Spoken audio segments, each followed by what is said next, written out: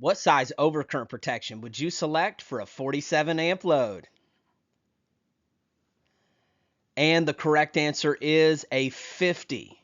Let's go through this one step at a time. Step one, we're going to find our total connected load. That's always the first thing you do, whether you're science wire, overcurrent protected devices, pipe.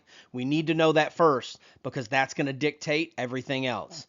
In this case, they've given us the starting load of 47 amps, but we're going to do step two and check for demand factors. In this case, it doesn't give us any special parameters like this is a motor or a welder or other piece of special equipment. And it doesn't say anything about it being a continuous load. So with that being said, there are no demand factors. So all we have to do is head to 240.6a. That's one of the tables in the NEC. And when we get there, we're going to find that it has all the standard size breakers that we're used to working with.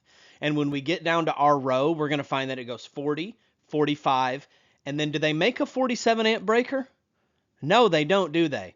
And what the code allows us to do, if there's no other special things going on, is it allows us to choose the next size up.